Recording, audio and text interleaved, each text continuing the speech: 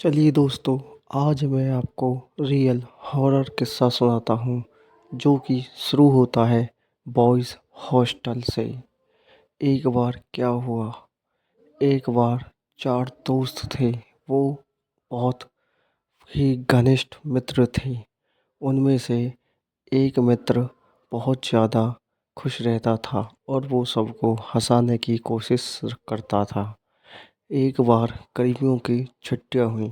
सभी दोस्त अपने अपने घर गए और घर जाने के बाद उन्होंने अपनी छुट्टियां बिताई।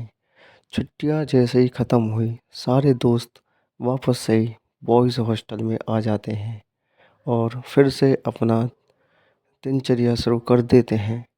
एक बार क्या हुआ, चारों दोस्त बैठे थे और आपस में गपशप कर रहे थे। हंसी मजाक करते करते उन्हें काफ़ी टाइम हो चुका था और रात के 12 बज चुके थे। उन सबको नींद आने लगी थी, तो उन्होंने उस दोस्त से कहा जो बहुत ज़्यादा डायलॉग देता था, मित्र तुम ये लाइट बंद कर दो। वो नहीं सुना। फिर दूसरे दोस्त ने कहा, अरे क्या हुआ यार, लाइट बंद कर देना। उसके बाद तीसरे दोस्त ने कहा, भाई तू सुन क्यों नहीं रहा है, लाइट बंद कर दे। अचानक कमरे में सन्नाटा था।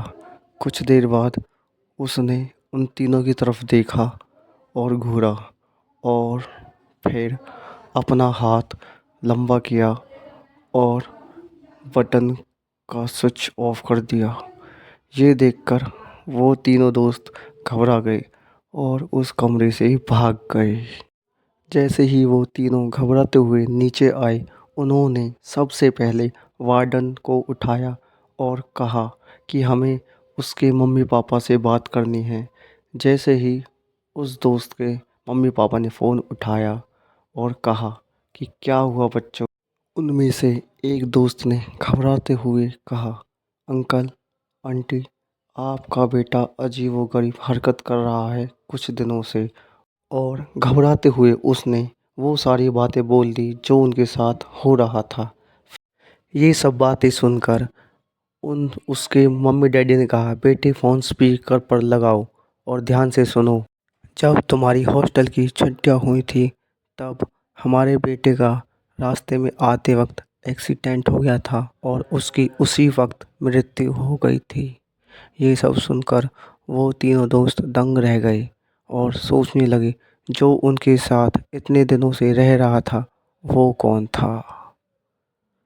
स्टोरी अगर अच्छी लगी हो तो प्लीज़ चैनल सब्सक्राइब कर दो।